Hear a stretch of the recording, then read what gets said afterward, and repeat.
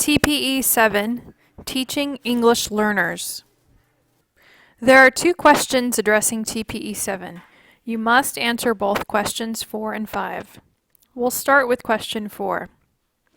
What specific strategies in the lesson are used to help English learners understand specific content information?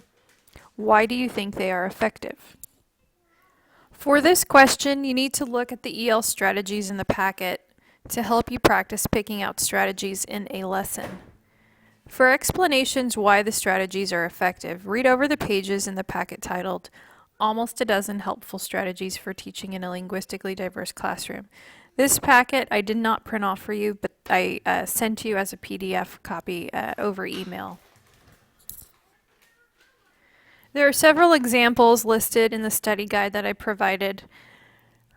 Remember that in order to pass, you need at least a 2.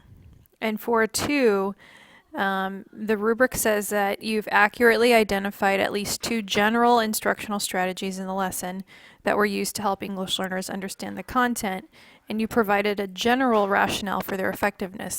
Take a look at the examples that are listed in the study guide there. Now for a 3, the difference there is that you're describing 2 specific instructional strategies that are in the lesson to help EL learners and the content and understand the content, and that you describe in specific terms why they make the content more understandable to EL students. Again, there are examples of this listed in the study guide. Question 5. What additional or alternative teaching strategy do you think would make the lesson's content even more comprehensible to the described English learners in the lesson? How would you use it in the lesson, and why would it be effective? Again, for this question, you're going to need to look at the list of EL activities that I provided in the packet, as well as the PDF that I sent you about the dozen helpful strategies for teaching in a diverse classroom.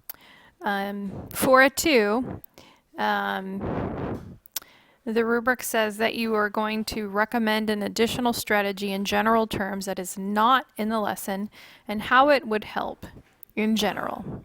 How would you make the content more understandable to EL students?